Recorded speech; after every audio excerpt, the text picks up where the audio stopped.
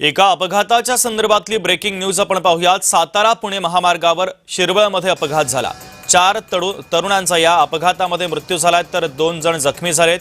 Car डिव्हायडरला धडकली आणि त्यानंतर उलटली, तर विरुद्ध दिशेच्या लेनमध्ये जाऊन ट्रकला कार धडकली। या अपघातामध्ये मावळ आणि तळेगाव दाभाडे परिसरातील 4 युवकांचा मृत्यू झालाय, तर 2 जण गंभीर आहेत। वेदांत वारिंगे, सोनलिंग ठाकूर, आदित्य गरुड आणि निखिल राऊत यांचा या अपघातामध्ये मृत्यू झालेला आहे। तर मृतांपैकी 3 जण कामशेत मावळ परिसरातील, तर 1 जण तळेगाव दाभाडे परिसरातील आहे। क्रेनच्या सहाय्याने अपघातग्रस्त वाहन बाजूला करून महामार्गावरील वाहतूक सुरळीत करण्यात आलेली आहे।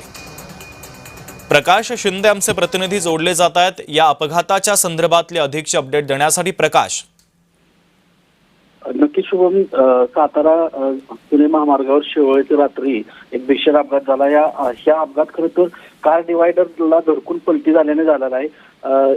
झाला असं की एक कार डिव्हायडरला धडकल्यानंतर ती विरुद्ध दिशेच्या लेनमध्ये जाऊन आयशर टेम्पो ट्रकला धडकली आणि या अपघातामध्ये 4 युवकांचा मृत्यू झालेला असून 2 जण गंभीर जखमी झालेले आहेत।